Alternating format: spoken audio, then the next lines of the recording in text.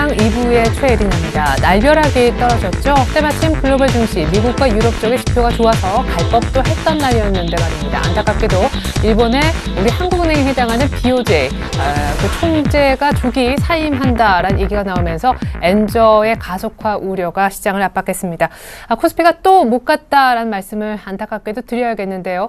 갈만 했던 날에는 또 어디선가 악재가 튀어나와서 못 가게 만들고 또 아무런 악재가 없는 날은 수급이 여전히 꼬여서 못 가고 이래저래 코스피가 못 가는 이유만 늘어나는 꼴입니다. 코스닥만 500선 찾고 끝나는 분위기인데요. 코스피는 빠지고 코스닥만 소폭 올랐습니다. 무엇보다 환율 궁금하실 텐데요. 시황센터 먼저 가보겠습니다. 네, 시황센터 김혜영입니다. 2월 6일 마감 시황 살펴봅니다.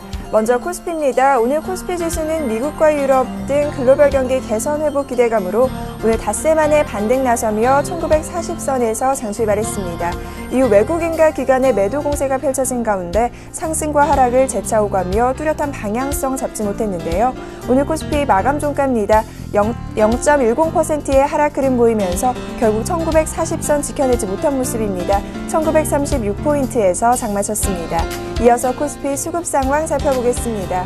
오늘 코스피 시장에서는 개인만이 매수 우위 나타냈습니다. 1225억 원의 순매수세 이어졌지만 기관과 외국인의 동반 매도 물량에 약세로 장마친 모습입니다. 이어서 코스닥 살펴보겠습니다. 오늘 코스닥 지수 나흘 만에 반등에 나서면서 500선 회복해 장출발했습니다. 이 코스피에 비해서는 상대적인 상승 흐름이 이어졌는데요. 오늘 코스닥 마감 종가입니다. 0.88%의 오름세 보이며 502포인트에서 장마쳤습니다. 이어서 코스닥 수급 상황입니다. 오늘 코스닥 시장에서는 기관과 외국인이 매수 우위 나타내면서 지수 상승에 견인차 역할을 줬습니다. 기관 쪽에서 219억 원, 외국인이 384억 원의 순매수 우위 나타냈고요. 개인 쪽에서는 오늘 590억 원의 매도로 대응한 하루였습니다. 이어서 환율 살펴보겠습니다. 오늘 환율은 미국의 경제지표 호조 소식과 설 연휴를 앞두고 업체들의 내고 물량이 출회되면서 2원 60전의 내림세로 장출발했습니다. 장 초반 이내 상승 반전에 성공했던 환율 계속해서 오름세에 이어졌는데요. 북한발 리스크와 외환당국의 개입 경계감이 들어오면서 상승 압력 작용한 것으로 보입니다. 오늘 환율 마감 종가입니다. 1원 10전의 오름세 보이며 1088원 10전에 장마친 모습입니다. 이어서 코스피 시가총액 상위 종목 살펴봅니다. 대장주인 삼성전자 결국 약세 흐름에서 장마쳤습니다. 0.56%의 하락 흐름 보이며 142만 7천 원의 종가 기록한 모습이고요. 현대차 오후장 들어서는 좀 더 하락폭이 확대된 모습입니다. 1.97%의 내림세 보이며 19만 9,500원에 장마쳤습니다. 반면 현대모비스는 강보합권, 한국전력 역시 강보합권에서 장마쳤습니다. 이어서 다음 장 살펴봅니다. 기아차는 2%대의 낙폭 보였습니다. 49,950원에 종가 기록한 모습이고요. LG화학과 신한주주가 1%대의 하락 흐름, SK하이닉스는 오늘 강세 흐름 좋았습니다. 3.38%의 오름세 보이면서 24,500원에 종가 기록한 모습입니다. 이어서 코스닥 시가총액 상위 종목 살펴봅니다. 대장주인 셀트리온이 오늘 0.37%의 내림세 보이며 26,900원에 종가 기록했습니다. 파라다이스가 1%대의 낙폭 보이며 19,700원에 종가 기록했고요. 이어서 CJ 오쇼핑이 2%에 가까운 하락 흐름, 반면 다음은 오늘 강세 흐름 이어졌습니다. 3.84%, 4%에 가까운 상승 흐름 보이면서 108,300원에 종가 기록한 모습입니다. 이어서 다음 장 살펴봅니다. SK 브로드밴드가 1.69%의 내림세 이어지고 있습니다. 현재 4,935원에 종가 기록한 모습입니다. 이어서 시총상위 종목 다음 장 살펴보겠습니다. 이어서 이 시각 특징 업종 및 테마 종목 살펴보겠습니다. 오늘 통신주 주가가 강세 흐름 이어졌습니다. 실적 개선에 이어 박근혜 정부의 스마트 컨버전스 정책 기대감까지 들어오면서 강세 이어졌는데요. SK텔레콤이 4%대의 강세 보이며 18만 1,500원의 종가 기록한 모습입니다. 이어서 LG유플러스가 1.84%의 상승 흐름, KT 역시 1%대의 오름세에 이어지면서 38,450원의 종가 기록한 모습입니다. LED 관련주 주가가 LED 조명 확대에 대한 기대감과 매출 증가에 대한 기대감이 더불어 오늘 상승 흐름 강하게 나타났습니다. 금호전기가 4%대의 강세 보이며 36,900원의 종가 기록한 모습이고요. 한솔테크니스는 가격 제한폭까지 올라섰습니다. 15,350원의 종가 기록했습니다. 이어서 한솔 LCD가 상한가 나타내며 15,350원에 금호전기 역시 4%대의 강세 이어지면서 36,900원의 종가 기록한 모습입니다. 수처리 관련주 주가가 오늘 강세의 흐름 두드러졌습니다. 한국 기업들이 12조 규모의 태국 통합 물관리 사업 수주가 유력하다는 소식 전해지면서 오늘 급등세 이어졌는데요. 유보텍의 상한가 나타내면서 660원의 종가 기록한 모습입니다. 이어서 젠트로가 4%대의 강세 흐름, 한국종합기술 역시 오늘 상한가 도달했습니다. 5,790원의 종가 기록한 모습입니다. 문재인 테마주 주가가 문재인 민주통합당 의원이 정치활동을 재개할 것이라는 기대감에 오늘 급등세 이어졌습니다. 대부분의 종목 오늘 상한가까지 올라섰는데요. 우리들 생명과학이 상한가 나타내며 1,030원에 우리들 제약과 바른손 역시 가격 제한폭까지 올라섰고요. 위노바 역시 상한가 나타내면서 1,320원의 종가 기록한 모습입니다. 제주도에서 조류인플루엔자 바이러스가 검출됐다는 소식 전해지면서 오늘 관련주 주가 상승 흐름이 이어졌습니다. 중앙백신이 3%대의 강세 보이며 12,500원의 종가 기록한 모습이고요. VGX인터가 2%대의 상승 흐름, CTC바이오 역시 2.75%의 상승세 보이면서 26,200원의 종가 기록한 모습입니다. 이어서 실적 발표에 따른 종목별 주가 현황 살펴보겠습니다. 먼저 OCI입니다. OCI 오늘 1%대의 내림세가 이어졌습니다. OCI는 지난해 영업이익이 전년 대비 86.2% 급감한 1,548억 500만 원을 기록했다고 오늘 공시했는데요. 이 같은 4분기 실적 부진 소식에 주당 2,500원씩 밀리면서 OCI는 16만 2천 원의 종가 기록했습니다. 이어서 동부건설 살펴보겠습니다. 전날 동부건설은 장 마감 후 공시를 통해 지난해 별도 기준 영업이익이 572억 원으로 전년 대비 242.7% 늘어 흑자 전환한 것으로 잠정 집계됐다고 발표했는데요. 이 같은 실적 개선 소식에 오늘 상승 흐름이 이어졌습니다. 1.24%의 오름세 보이면서 4,485원의 종가 기록한 모습입니다. 이어서 종근당입니다. 종근당은 지난해 영업이익이 576억 원으로 전년 대비 16.1% 감소했고 매출액은 4.3% 늘어난 4,612억 원이라고 공시했는데요. 이 같은 양호한 실적 발표에 오늘 오름세 이어졌습니다. 막판 들어서면서 상승폭 더욱 확대해 오늘 종근당은 44,300원의 종가 기록한 모습입니다. 이어서 BS금융제주 살펴보겠습니다. BS금융제주는 지난해 4분기 영업이익이 732억 1,600만 원으로 전기 대비 51.01% 감소했다고 공시했는데요. 이 같은 4분기 실적 부진에 오늘 하락 흐름 이어졌습니다. 0.69%의 내림세 이어지면서 14,400원의 종가 기록한 모습입니다. 지금까지 시황센터 김혜영이었습니다.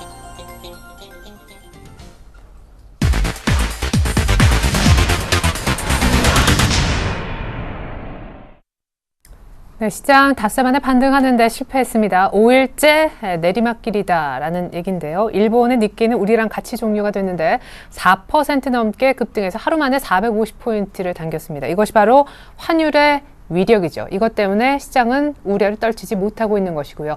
여의도로 한번 가볼까요? NH농협증권 김중원 연구위원 만나보겠습니다. 안녕하세요. 네, 안녕하세요. 참 안타깝네요. 지표가 좋아서 조금이나마 반등 줄 줄 알았는데 때마침 일본 악재가 환율 측면에서 불거졌어요. 네, 옆나라는 뭐 주식시장은 지금 축제 분위기고 기쁨인데 우리한테는 슬픔으로 되는 게 참 안타까운 현상으로 보이고 있습니다. 뉴욕 증시에서부터 지표 좋았던 것부터 굵직한 이슈니까 한번 정리를 들어볼게요. 네, 뭐 시황 정리해드리면 저희는 뉴욕 증시는 1월 ISM 서비스업 지수가 전월 대비 소폭 하락에 그치면서 전망치를 상회했습니다. 그리고 뭐 최근 납폭과대 인식으로 반발 매수세가 유입되면서 상승 마감했고요. 뭐 코스피도 외국인과 기관의 동반 매도 속 개인이 저가 매수에 나섰지만 장중 살짝 반등하는 모습을 보였지만 결국은 소폭 하락하면서 마감했고요. 업종별로 보면 SK텔레콤의 실적 호재로 통신업 쪽이 강세를 기록했고 이 밖에 의학, 철강, 음식료 업종 등이 상대적으로 강세를 기록했는데요. 반면 운수창고, 화학, 운송장비 업종 같은 경우에 상대적으로 약세를 기록했습니다. 예, 사실은 지난주에 추세 상승은 어렵다. 왜냐하면 엔저 때문이다라고 하셨습니다. 하셨었죠. 뭐 2천 되면 바로 팔자고 하셨었는데 일단은 지금 일주일 만에 다시 이렇게 엔저 걱정을 다시금 하게 됐습니다. BOJ 총재가 왜 조기 사임한다고 얘기를 했는지, 이것이 왜 환율 리스크를 재부각시키고 있는지 원인부터 전망까지 좀 들어보죠. 네, 원래 이제 아베 총리가 취임하고 나서 이제 그 BOJ 총재가 4월 9일 예정이었는데, 이제 그동안 아베 총리 취임 이후에 엔저가 가파르게 나타났고, 어차피 그 자기 쪽 인사들이 이제 교체될 걸로 예상되면서 당분간은 엔저가 좀 속도 조정에 들어가고, 그 다음에 BOJ 총재 퇴진 이후에 다시 한번 가속화가 되지 않을까라고 봤는데, 이런 일정 등이 좀 앞당겨졌습니다.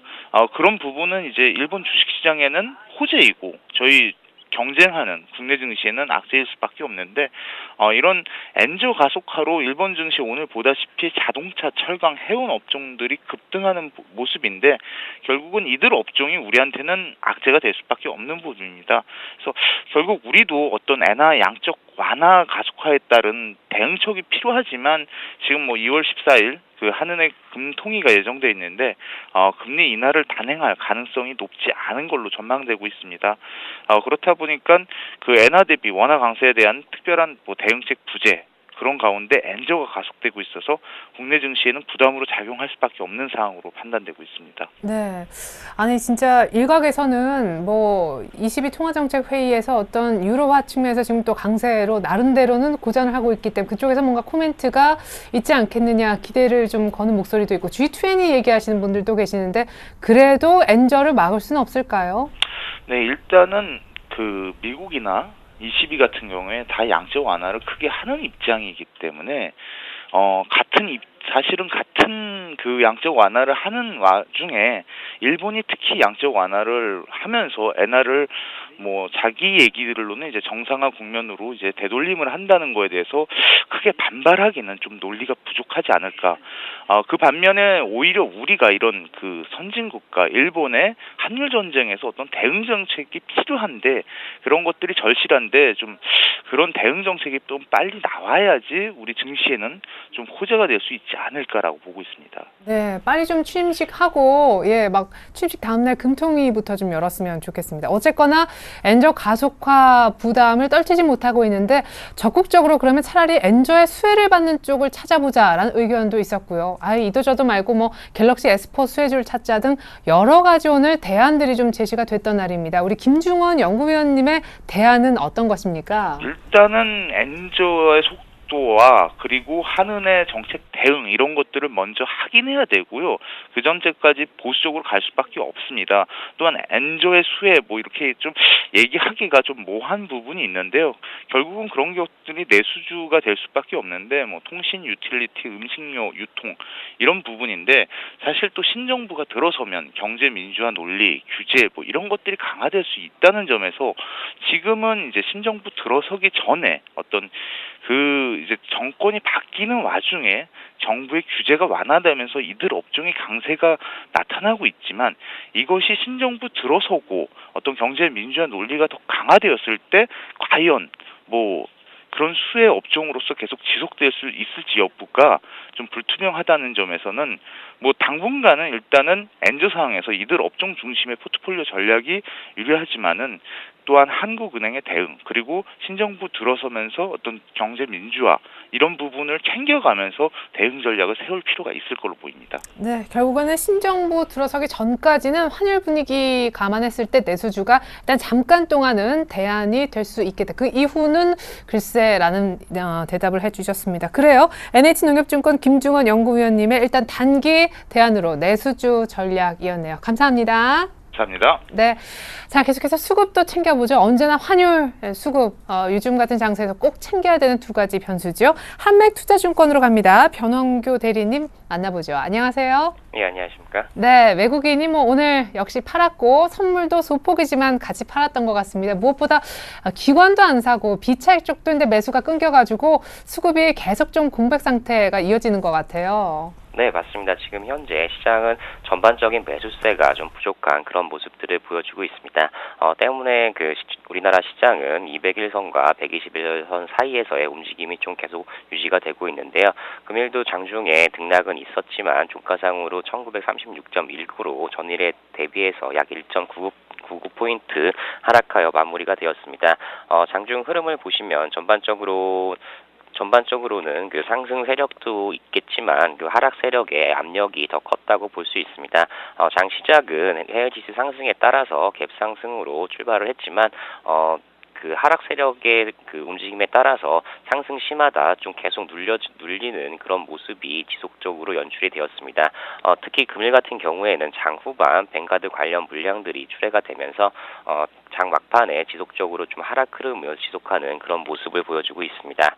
업종별 등락을 보시면 전반적으로 상승하는 업종들이 많지만 그 중에서도 전전일에 이어 통신업에 대한 상승이 좀 큰 폭으로 이뤄진 것을 볼 수 있었고 전반적으로 종이 목재 그리고 의약품주에 대한 강세가 두드러지게 나타났습니다. 하지만 시가총액 상위를 차지하고 있는 화학주라든가 또는 운수 장비 그리고 운수 창고주에 대한 하락이 좀 눈에 들어왔던 그런 모습이었습니다.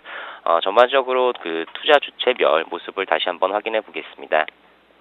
외국인들은 시장에서 약 1,000억 가까운 188억의 현물 매도가 출회가 되었고 개인들은 95억의 현물 매도가 좀 출회가 되었습니다. 하지만 다행스러운 부분은 시향을 어느 정도 가지고 있는 투신 쪽에서 약 264억의 매수가 유입이 되었고 연기금 쪽에서도 약 40억 정도의 매수가 유입된 것이 시장에 그나마 긍정적인 부분이라고 볼 수 있습니다. 반면 코스닥 시장에서는 외국인과 기관의 동시 매수가 유입이 되었는데요. 외국인은 코스닥 시장에서 383억의 순매수를 보여주었고 기관들은 220억 정도의 매수를 보여주면서 상대적으로 코스닥 시장이 조금 강세를 보일 수 있는 그런 수급 상황이 됐던 것으로 판단이 됩니다. 다음으로 각 주체별 최상위 매수 업종을 살펴보시면 외국인 같은 경우엔 통신업에 대한 매수가 강하게 일어났던 반면에 기관은 유통업에 대한 매수가 많았습니다. 개인들은 납폭 과대에 따른 가격 메리트로 화학주에 대한 매수가 많았지만 상승폭은 크지 않았다고 판단이 됩니다. 그 다음으로 주체별 매매 동향을 보시면 외국인 같은 경우에는 전반적으로 매도가 많았던 상황에서 대형주에 대한 매도가 특히 많았습니다. 하지만 중형주와 소형주에 대한 매수가 소폭 이뤄지는 걸 볼 수 있었고요. 특히 통신주와 철강 금속주에 대한 매수가 좀 두드러졌던 그런 상황입니다. 반면 기관 같은 경우에는 마찬가지로 전반적인 매도가 좀 강하게 일어났는데 특히 대형주에 대한 매도가 강했던 것을 볼 수 있습니다. 반면에 중형주 및 소형주에 대한 매수가 많았고 특히 유통업에 대한 매수가 눈에 띕니다. 반면에 운수 장비 업종 및 화학 업종에 대한 매도는 지속적으로 일어나는 것을 볼 수가 있습니다. 금일 수급적인 특징은 전반적인 주체들이 없었던 가운데 프로그램 매매가 상당히 좀 중요한 역할을 했다고 볼 수 있는데요. 금일 차익 쪽은 장 시작 이후에 지속적으로 매도가 출회되다가 좀 둔화되는 그런 모습을 보여주었고 비차익 매수는 금일 시분할성으로 계속해서 매수가 출회되는 그런 모습을 연출했습니다. 이런 부분들은 시장에 좀 안 좋은 영향을 미칠 수 있는데요. 비차익 같은 경우에 최근에 매수 기조가 어느 정도 유지된 이후에 지금 이틀 연속으로 누적 1,000억 가까운 물량이 출회되었기 때문에 이 부분이 추세 전환이 되지 않는지 여부를 다시 한번 확인하셔야 될 것 같습니다. 네, 그리고 시장 베이시스도 지금 백오데이션으로 떨어지기 바로 일보 직전이네요. 자, 그러면 오늘 특별한 어떤 이슈가 있었거나 어쨌거나 급등락이 있었던 특징주 얘기를 좀 들어보고 싶은데 오늘까지도 간간히 실적 발표는 계속 이어지는 것 같더라고요. 네, 맞습니다. 금일도 실적 발표도 있었고 하지만 최근에 유심히 보셔야 될 부분이 기관 투자자들의 손절 물량이 출회된 그런 종목들에 대한 관심이 필요하다고 생각이 됩니다. 금융 특징주로 일단 아이마켓 코리아를 말씀을 드리겠는데요. 아이마켓 코리아는 최근에 가올 투자자문 관련해서 지금 기관 쪽에서 자금 회수 차원의 손절 물량이 크게 나왔다고 볼 수 있습니다. 때문에 그 특별한 기업 내부적인 악재가 없는데도 불구하고 28,000원 수준에서 지금 2만 원대까지 급락한 모습을 볼 수 있는데요. 최근 이런 그 손절 물량들이 어느 정도 정리가 됐다고 판단이 되면서 금일도 4% 가까운 좀 상승을 보여주고 있습니다. 다음으로는 그 NC소프트를 볼 수 있는데요. 전에는 그 4분기 매출액이 전년 대비 약 104% 증가한 2,834억, 그리고 영업이익이 654% 증가한 1,132억으로 사상 최대의 분기 실적을 발표했지만 아쉬웠던 점은 올해 그 회사 측에서 제시한 가이던스가 매출액이 5% 증가한 7,900억, 그리고 영업이익이 12% 증가한 1,700억으로 시장 예상치를 좀 하회하는 그런 모습을 보여주고 있습니다. 때문에 전일에 이어서 금일도 큰 폭의 하락을 좀 보여주고 있는데요. 문제는 이런 부분들이 그 개인들의 손절이 아니고 기관 쪽에서 지금 적극적으로, 그리고 기관 외국인 쪽에서 적극적으로 매도 물량이 출회되고 있다는 것이 NC소프트의 문제라고 볼 수 있습니다. 때문에 지금 현재 충분히 가격 메리트는 있지만 아직까지도 접근은 좀 자제하시는 게 좋을 것으로 판단이 됩니다. 마지막으로 말씀드릴 종목은 그 뉴보텍인데요. 금일 그 태국 통합물 관리 사업 때문에 그 뉴보텍 등 수처리 테마들이 급등하는 모습을 볼 수 있었습니다. 특히 뉴보텍 같은 경우에 오늘 상한가로 마무리가 됐는데요. 그 뉴보텍의 특징상 보시면 두 달 전에 좀 급등했던 그런 모습들을 볼 수 있습니다. 단기적으로 수처리는 그 단기 테마 형성이 가능하기 때문에 지금 현재도 뭐 매수가 가능할 수도 있습니다. 하지만 수처리 테마 같은 경우에는 실적으로 이어지기가 어렵고, 또한 실질적인 수주까지는 아직까지 시간이 좀 남아있기 때문에 좀 보수적으로 접근하시는 게 좋을 거라고 판단이 됩니다. 네, 무엇보다 앞서 NC소프트는 기관의 로스컷 물량까지 나오고 있으니까 주의하라고 접근 자제 의견을 주셨습니다. 앞선 수급 분석도 잘 들었습니다. 하맥투자증권 변원규 대리님의 도움 말씀 있었습니다. 감사합니다. 네, 감사합니다.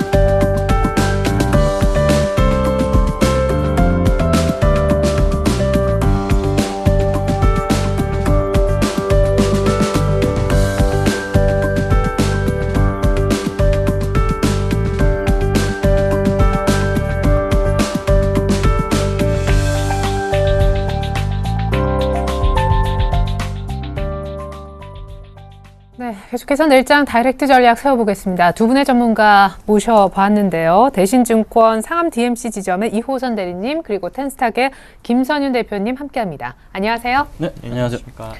네, 두 분이 얘기하시는 내일장 대비책입니다. 화면 먼저 보시죠. 자, 내일장 다이렉트 전략, 주식 사도 괜찮나요? 그리고 종목 선정 기준이 있으신지, 그리고 어떤 종목, 뭘 살까요? 세 가지 질문을 드려보았습니다. 두 분의 답을 미리 정리해본 결과가 나오고 있는데, 이호선 대리님은 이제 슬슬 주식 매수 시점을 잡을 때가 왔다 하셨고, 김 대표님은 바닥 확인 중이니 분할 매수로 대응하자라고 하셨습니다. 지난주와 의견은 동일하네요. 이호선 대리님은 실적 모멘텀이 있으면서 중국 관련 모멘텀, 지난주에도 중국 도시화 얘기를 하셨는데 이번 주에는 춘절과 양회 기대가 된다라고 답을 주셨고, 김선윤 대표님은 스마트폰 관련주 보자라고 하시면서 유언 컴팩 준비해 주셨습니다. 이호선 대리님은 역시 중국 키워드, 실적 모멘텀도 있는 락앤락을 갖고 오셨네요. 네, 1930선에서 또 마감을 한 날입니다. 여기선 참 지겹게 왠지 오래 끌 것 같은 느낌도 들지만 이호선 대리님은 이제 주식을 슬슬 사볼 때가 됐다고 하십니다. 아니, 네. 환율 지금 걱정이 다시 불거지고 있고 수급도 네. 딱히 좋아진 건 아닌데 사도 그렇습니다. 진짜 괜찮아요? 정말로 사실은 위기가 많이 올 때 매수하시는 게 바람직하지 않나 생각이 드는데요. 네, 최근에 참 유로존도 네. 뭐 시끌하잖아요. 네, 그렇습니다. 제가 오늘 모두 다 이제 갖고 나왔는데요. 네. 일단은 환율 같은 부분은 이제 미리 말씀을 제가 드릴 텐데 지금 1,050원을 기점으로 1,087원까지 다시 올라온 상황입니다. 어느 정도 안정화가 됐다고 말씀드릴 수 있겠고요. 이제는 더 이상은 환율은 물론 악재에 들어가긴 하지만 이미 나왔던 악재이기 때문에 주가에 아주 크게 반영을 하지는 않을 것 같다는 예상이 들고요. 그로 인해서 외국인 수급도 뭐 오늘은 매도가 나오긴 했지만 조금씩 풀려가는 모습을 갖고 있습니다. 유럽과 미국 지표를 한번 말씀드릴 텐데요. 네. 미국 유럽 지표를 간단하게 말씀드리면은 일단은 굉장히 지수에 대한 지표는 잘 나왔습니다. 주택 가격 같은 경우에는 이제 12월 달 같은 경우에 전월 대비 0.4% 정도 상승을 했고요. 전년 동기 대비는 8.3% 정도 상승을 했는데 이게 한 2006년 5월 이후에 거의 최대폭으로 상승한 수치이기 때문에 어떻게 보면 미국 지표는 살아나고 있다고 말씀을 드릴 수가 있겠고요. 그리고 1월 달에 서비스업 구매 관리자 지수도 이제 시장 전망치보다 높은 55포인트를 기록하면서 이제 시장이 조금 지금 지표가 호전되고 있다라고 말씀을 드릴 수가 있겠습니다. 이제 또 유로존 지수도 한번 관심 있게 보시면은 1월 달에 48.6포인트를 그 서비스업 구매 관리자 지수가 이제 나왔는데 이게 또 지난해 12월보다도 한 0.8포인트 정도 상승한 수치이기 때문에 계속 이제 지표는 호전적으로 되고 있다라고 말씀을 드릴 수가 있겠고요. 제조업 PMI 지수 역시도 이제 지난 12월 달에 비해서 한 1.5포인트 상승한 47.6포인트 정도 나왔습니다. 물론 50 이하기 때문에 아직 회복됐다라고 말씀을 드리기는 어려운데요. 네. 그래도 점점 살아나고 있다고 말씀을 드릴 수 있겠습니다. 그래요. 지표는 좋아지고 있어요. 네, 그렇습니다. 그리고 이제 스페인이랑 이탈리아에 대한 어떻게 보면은 지금 유럽발 리스크가 다시 나오고 있는데요. 하필 그 재정이 힘든 나라죠. 그렇죠. 예. 이제 두 개가 이제 정치적인 스캔들이 이제 영향이 있는 것 같은데 문제는 이제 그런 시점이 터지고 다음날 이제 그냥 어제의 그 미국 지수를 좀 보시면은 이제 어느 정도 악화가 진정된 모습을 보여줬습니다. 어제 같은 경우에는 다시 다 지표의 영향도 있지만 반등이 나왔거든요. 네. 시장 자체에서는 이제 과거와 다른 스캔들이기 때문에 어느 정도는 이제 감수할 수 있는 내성이 생겼다고 말씀을 드릴 수가 있겠습니다. 네. 오히려 이제 내일 있을 유럽중앙은행의 통화정책회의에서 이런 내용이 조금 더 보완해 나가지 않을까 해가지고 유로존 차원의 대응이 좀 생기지 않을까라는 좀 어떻게 보면 긍정적인 이제 반응이 나오기도 하는데요. 이렇게 네. 어느 정도 악재가 이제 되긴 하지만 이게 과거와는 다르게 이제 주요국에 대한 긴축 얘기가 전혀 없기 때문에 부담감은 많이 줄었다고 말씀을 드릴 수 있겠습니다. 그리고 이제 시캐스트 문제가 좀 있는데요. 네. 요거는 어제도 이제 오바마 대통령이 조금 더 연장을 하자 아니면 조금 더 얘기를 하자 이제 조금 더 단기 예산안을 요청을 했는데요. 네. 결국에는 이제 3월 달에 제가 볼 때는 이제 어느 정도 합의가 나오지 않을까 2월 말까지 예산이 좀 나오지 않을까 생각이 되는데요. 네. 이제 국내 이제 부문 지출이 한 1조 2천억 정도가 이제 꾸준히 줄기 때문에 이것은 이제 1조 2천억 달러죠. 이 정도가 이제 미국에서 이 정도가 줄게 되면은 이제 GDP 예상소도 굉장히 많이 깎이게 되거든요. 이렇기 그럼요. 때문에 아무래도 이제 지금은 굉장히 시장이 좋기 때문에 미국 시장이 굉장히 좋기 때문에 여기서 찬물은 이제 끼치 않고 이제 어느 정도 해결책을 좀 내놓지 않을까. 정치적인 뉴스가 있어서 좀 말씀을 정확히 못 드리겠지만 네. 어느 정도는 이제 시장에 나왔던 이제 상승 이제 악재 폭은 이제 거의 다 사라졌다고 말씀을 드릴 수 있겠습니다. 예. 그리고 언제나 지난주부터 계속 주목하고 계신 예. 중국장을 이제 꾸준히 제가 말씀을 드리는데요. 네. 지금 중국 시장의 상승세가 조금 놀랍다고 말씀드릴 수가 있겠습니다. 물론 일본 시장도 굉장히 상승하고 있는데요. 저점 대비해서 거의 20% 정도 반등이 나왔습니다. 1949포인트에서 2500까지 이제 단숨에 거의 올라갔다고 말씀을 드릴 수가 있겠는데요. 이게 지금 골든 크로스를 발생을 했습니다. 51선이 200일선을 넘는 좀 강력한 골든 크로스가 나왔는데요. 아무래도 정책 호재도 있고 그리고 신형도시와 같은 이제 정책, 이제 여러 가지 경기 회복 같이 이제 같이 나오기 때문에 증시 수급 개선도 좀 기대가 되고 있고요. 좀 많이 높아졌다고 생각하실 수 있는데, 이제 이머징 마켓의 평균 펄을 보시면은 10.7배인데 아직 이제 9.8배 정도밖에 안 되거든요. 굉장히 아직도 이제 나갈 자리는 있다고 말씀드릴 수 있겠습니다.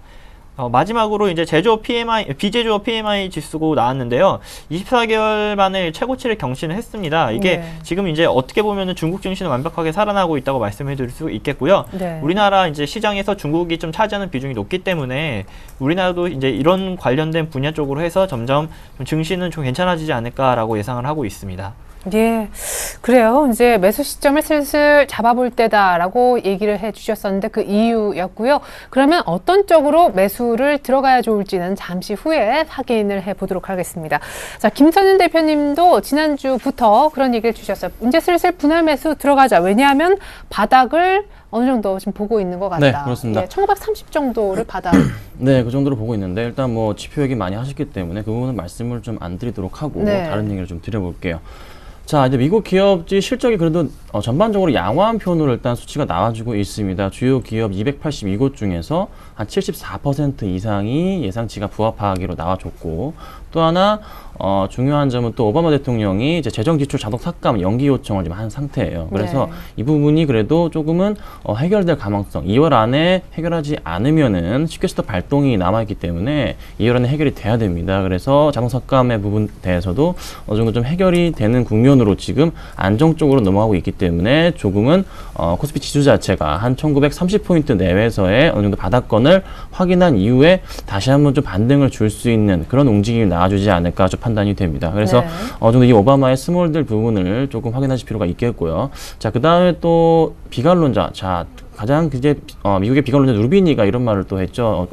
어젯밤에 증시가 좀 더 간다는 또 얘기를 또 했습니다. 네. 비관론자가 이런 얘기를 할 정도면은 어느 정도 증시에 조금 희망적이라고 좀 말씀드릴 수가 있겠는데, 일단은 그 FED의 부양 조치 등으로 인해서 증시 자체가 어느 정도 아직까지는 좀 반등 하락폭이 아닌 상승폭으로 꾸준하게 이어져 왔고, 또 앞으로도 상승해 줄 수 있는 그런 여력이 남아있다고 판단이 된다는 거죠. 그렇다면은 지금 현 상황에서 코스피 지수 자체는 4일 연속, 5일 연속 지금 하락폭을 지금 켜하고 있습니다. 그 중심에 일단 외국인들이 매도세가 계속 이어져 오고 있는데, 자, 오늘 878억의 외국인 매도세가 좀 나와줬습니다.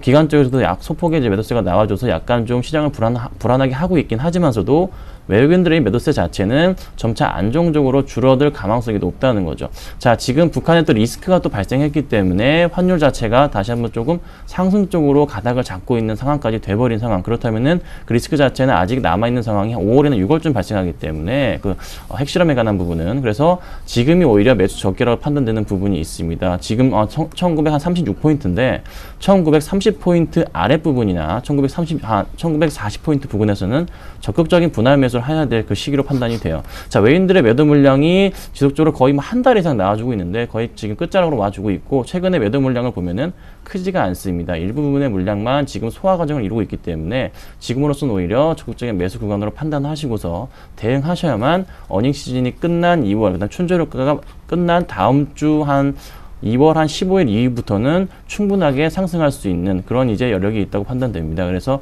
꾸준하게 지금부터 조금 올해의 실적에 관한 종목들은 좀 실적이 좀 주목되는 종목들은 매수할 필요가 있지 않나 보여집니다. 네, 이때 안 사면은 실적 시즌 끝나고 나서 분위기 이제 조금 잡힐 때 수익 내기 어려울 거니까 지금 사자, 이런 얘기셨습니다. 자, 두 분 다 일단은 이제 슬슬 뭔가 주식을 담자라는 쪽이신데요. 이호선 대리님의 자, 그럼 어떤 쪽을 사기 시작해 볼까요? 질문을 드려보겠습니다. 네. 실적 모멘텀이 있으면서 역시 중국과 뭔가 관련된 수혜 쪽. 예, 그렇습니다. 일단 모멘텀이 있다는 거는, 실적이 있다는 거는 현재 그 실적이 없는 종목들은 굉장히 많이 이제 어떻게 보면은 낙폭을 회복을 못하는 그런 국면에 가 있는데요. 그렇죠. 통신주가 가는 게 실적 그렇습니다. 때문이라면서. 실적이 일단은 우선적으로 대받침이 돼야 네. 이제 수급이 들어오는 지금 장인 것 같습니다. 아무래도 기대감보다는 정확히 실적이 있는, 올해 실적이 굉장히 좋은 종목을 좀 골라봐야 될 것 같고요. 그리고 이제 짧게 봤을 때는 이제 중국 춘절과 그다음에 양해가 조금 있는데요. 전인대라든지 인민정치협상회의가 이제 좀 나오는데, 그 동안에 2008년을 제외하고는 전후로 이제 중국 주식이 굉장히 호재를 낳았었기 때문에 올해는 이제 아무래도 작년에는 경기 부진 때문에 솔직히 좋지 않았었는데 올해는 어느 정도 기대를 하고 있습니다. 이게 우리나라 증시 특히 자동차라든지 정보기술 제품, 그리고 기타 이제 소비재가 이제 굉장히 이때 좀 많이 판매가 되는데요. 이것 때문에 좀 강력하게 모멘텀이 나오지 않을까 생각이 들고 있고요. 지금 일단은 9일부터 춘절이 시작이 되는데 한국 방문 이제 중국인이 6만 3천 명 정도로 예상을 하고 있고 이제 점점 증가하는 추세이기 때문에 관련돼서 뭐 파라다이스라든지 뭐 이제 하나투어 이런 종목도 한번 관심 있게 보시면 좋을 것 같습니다. 네. 제가 갖고 온 종목은 뭐 이제 거의 포트폴리오식으로 제가 맨날 만들어 오는데요. 네, 중국 키워드 갖고 있는 종목 수가 더 늘었겠군요. 예, 조금 더 늘었습니다. 오늘 뭐 대표 종목도 이제 중국 관련 키워드고요. 네. 오늘 이제 기존이랑 다르게 이제 제가 말씀드릴 종목이 하이비전 시스템이라는 회사인데요. 네. 뭐 예전부터 이제 알고 계셨던 분들은 이제 카메라 모듈 관련된 회사라고 알고 계실 텐데요. 그럼 이게 중국하고 상관이 있어요? 그렇습니다. 이제 최근엔 이제 알고 계신 분들은 그냥 모듈만 하는 회사라고 생각하실 수가 네네. 있는데 현재 이제 중국의 최근에 인건비 상승으로 인해서 중국 현지 그 카메라 모듈 회사가 이제 직접 납품을 할 계획을 갖고 있습니다. 그래서 올해 매출비 중에 한 28.9%가 이제 중국 법인 대상으로 직접 납품할 계획을 갖고 있고요. 예를 들어서 중국의 화웨이 같은 회사들이 이제 최근에는 고화질 카메라 정책을 이제 펼치기 시작했거든요. 그리고 그런 종목 이제 그런 상품들이 나오면서 중국발 매출은 점점 증가하지 않을까 예상이 됩니다. 실적은 2013년에는 이제 매출액 같은 경우에는 전년 대비 42% 정도 증가할 예상이고 순이익 또한 45% 증가한 215억 정도의 높은 성장성이 좀 지속이 되고 있으니까 관심 있게 좀 보셔도 될 것 같습니다. 스마트폰 관련주는 뭐 계속 실적이 좋고요. 특히 중국 최근에 그 스마트폰 같은 경우에는 성장률이 더 높기 때문에 이쪽으로도 관심 있게 보시면 좋을 것 같습니다. 네, 추가한 건 요 정도. 예, 이 정도이고 그냥 기존의 종목들을 갖고 가시면 될 것 같습니다. 예, 알겠습니다. 자, 이번에는 김선현 대표님의 지금 안 사면 나중에 실적 시즌 끝나고 2월 중후반에 수익 내기 힘들 거다라고 하셔서요. 어떤 쪽을 볼지. 네, 제가 이제 스마트폰 관련주를 말씀드렸어요. 네. 말씀드렸는데 역시나 그 삼성 스마트폰 관련주를 보셔야 될 것 같습니다.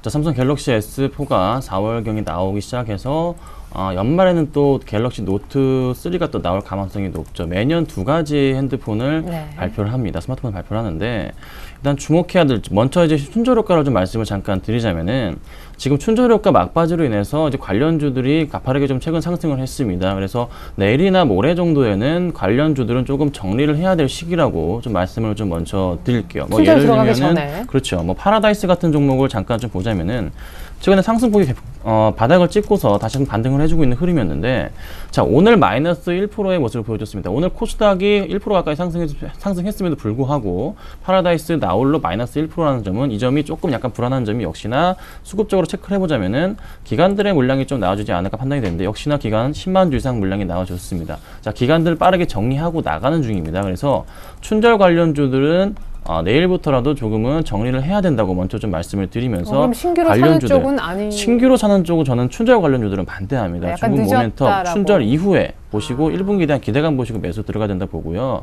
춘절 관련주들은 지금 이미 늦었기 때문에 정리를 좀 부탁드리겠고 단기 관점에서 그렇죠. 자, 그다음에 이제 말씀드릴 부분은 역시나 그 스마트폰 관련주들로서 제가 좀 말씀을 좀 드리고자 하는데 지금 다시 한번 그 갤럭시 S4의 그 기대감 자체로 인해서 관련주들이 큰 폭의 상승을 좀 거듭하고 있죠. 무선 충전 관련주 역시나 뭐 RF텍이나 크롭하이텍이나 관련주들 큰 폭의 상승 보여주고 있고 하지만 최근에 또 너무 많이 올랐기 때문에 약간 지금부터는 매도 관점으로 대응을 해야 된다는 거. 하지만 여타 다른 이제 갤럭시4에 납품을 하고 있는 관련주들 중에 아직 상승을 하지 못한 관련주들이 많습니다. 그래서 삼성과 중국 모멘텀이 강한 그 스마트폰 관련주들로서 조금은 매수해야 될 그런 시기라고 판단이 됩니다. 또 하나 올해 성장성 2012년이 아닌 올해부터 성장성이 굉장히 가파른 그런 성장성이 높은 종목들로서 지금 편입을 해야 될 시기라고 판단이 되는데 여러 종목이 많습니다만 역시 그래도 무조건 삼성 관련주들로서 대응을 하셔야 되고 애플 관련주들이 뭐 인터플렉스나 다른 종목들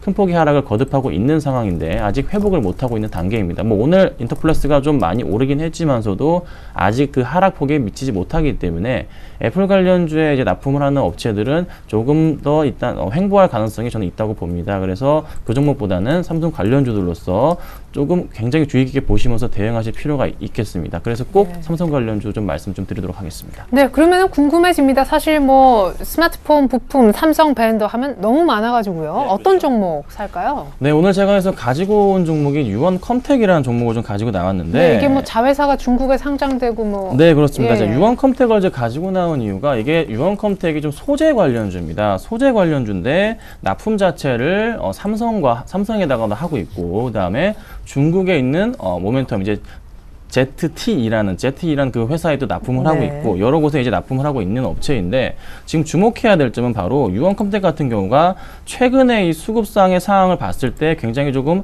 안정적으로서 다시 한번 연기금의 매수가 들어와주고 있고 개인만이 팔고 나가는 그런 흐름을 좀 보여주고 있고요. 그 다음에 실적 부분에 있어서 작년 3분기를 기점으로 해서 흑자 전환을 시작을 했고 4분기에 이번에도 흑자 전환하면서 가파르게 성장 신호를 보여주고 있고 또 하나 올해 보여줄 매출 자체가 굉장히 크게 상승할 것으로 좀 판단이 되고 있습니다. 자, 그러면 유원컴텍 같은 경우가 수급적으로는 굉장히 양호한 종목, 기관과 지금 특히 연기금 쪽에서 매수가 강하게 들어오고 있다는 점을 지금 확인할 수가 있겠고요. 그 다음에 차트상으로 보면서 좀 말씀을 좀 드리자면은 자, 유원컴텍이 지금 꾸준하게 올 10월부터 해가지고 바닥을 찍고서 상승을 해주고 있는 상태입니다. 그런데 지금 너무 많이 오르지 않았나 이런 생각을 많이 하실 텐데 지금 상황을 보자면은 새로운 이제 작년 10월부터 해가지고 신고가 패턴을 그려지면서 주가가 계단식 상승을 꾸준하게 지금 해주고 있는 그 단계입니다. 그럼 오늘 또 새로운 신고가를 찍어줬는데 더 가기 힘들지 않을까라는 좀 걱정을 하실 텐데. 네, 아까 너무 많이 오른 네. 건 또 조금 팔라고. 네, 그렇죠. 근데 예. 이 종목은 아직까지는 가격이 굉장히 저평가되어 있습니다.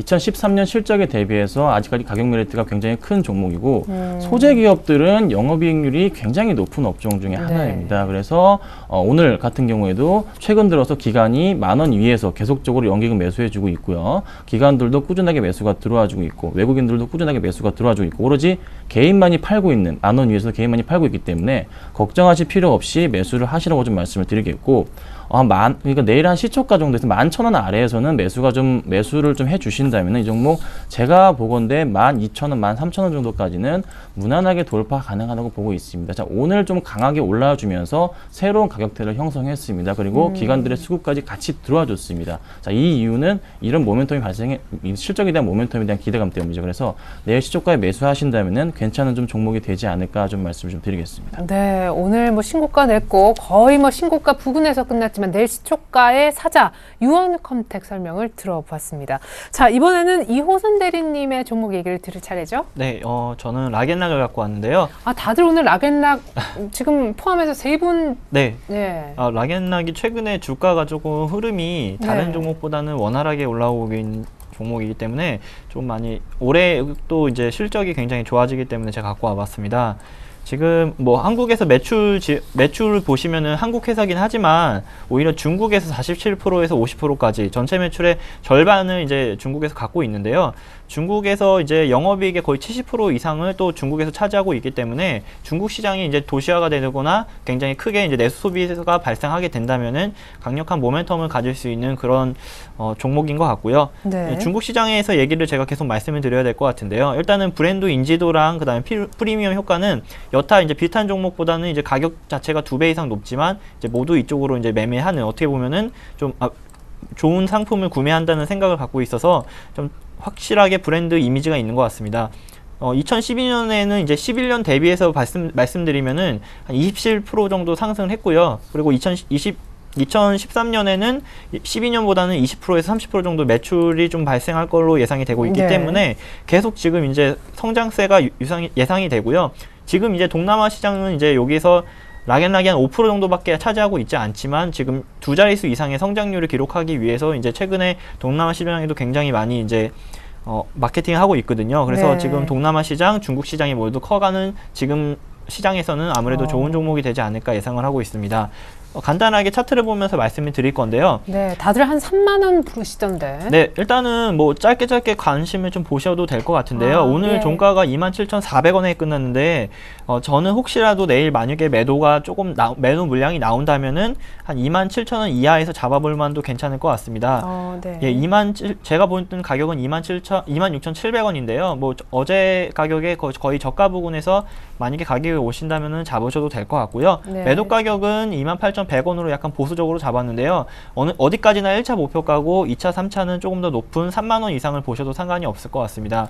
수급적인 측면을 조금 보여드리면은 최근에 수급이 굉장히 조금 타이트하게 매수가 들어오고 있는데요. 외국인이 지금 거의 뭐 20일 가까이 되는 그 많은 양을 계속 꾸준히 사줬거든요. 기간 매수가 왔다 갔다 하고 있지만 기본적으로 외국인이 수급을 좀 땡겨주고 있기 때문에 이 모습도 외인이 이제 꾸준히 사고 있다는 거에 관심 종목을 넣어주시면 될 것 같습니다. 네, 락앤락 추천을 또 받아봤습니다.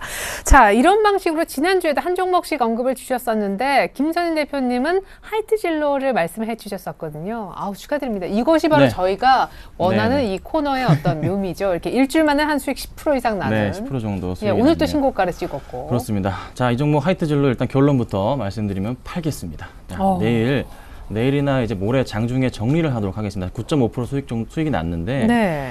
자, 일단 4분기 실적에 대한 부분을 이제 전화를 해서 확인을 해 보니까 한 매출하는 1% 정도밖에 상승이 안 나오고, 그리고 또 하나 좀 일회성 비용이 좀 많이 나와가지고 실적이 그렇게 뛰어나진 않을 것이라고 합니다. 그래서 하이트진로가 실질적으로 올해 1분기부터의 실적은 굉장히 좋지만서도 4분기에 대한 실적이 나와주면은 약간 주춤할 가능성이 있다는 거죠. 그래서 일단은 정리를 하시고서 다른 종목으로 좀 대응하실 필요가 있을 것 같고, 또 최근에 수급이 좋긴 합니다. 그렇지만 이 기관들의 물량 다시 한번 쏟아져 나올 가능성이 높습니다. 그래서 말씀드리는 부분은 실적이 나오기 전에, 실적 발표를 정확하게 얘기는 안 해줬지만서도 내일이나 모레 정도에는 반드시 정리를 하셔가지고 수익 실현을 하시고서 아까 말씀드렸던 유언컴택으로 다시 한번 좀 갈아타시면, 유언컴택 실적이 굉장히 좋습니다. 네. 갈아타시는 게 훨씬 더 이득이 나고 수익이 더 많이 날 것으로 좀 판단이 되고 있습니다. 네, 하이트진로 적당히 내일 모레 사이에서 팔자. 일단 수익을 크게 거두셨습니다. 이번엔 이호선 대리님의 진성 TC, 사실은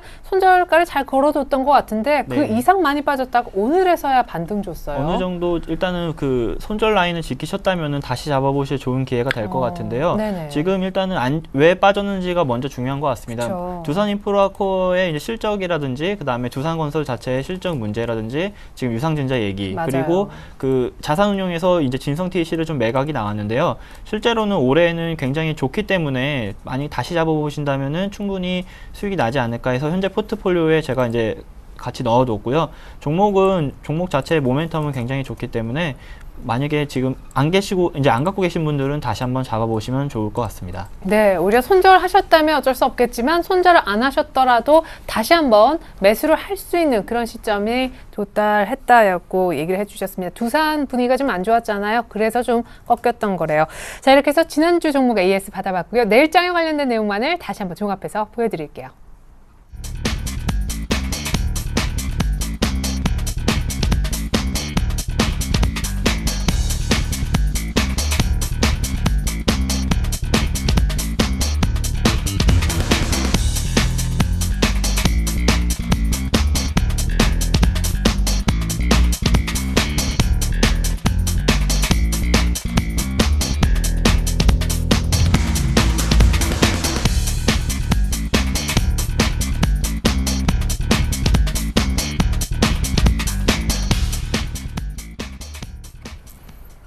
네, 내일 볼 종목으로 유언컴택과 락앤락 도움 말씀 주셨던 이호선 대리님, 김선윤 대표님과는 인사 나누겠습니다. 감사합니다. 감사합니다. 네, 이상으로 오늘자 내일장 2부 마칩니다. 시청해주신 여러분 고맙습니다.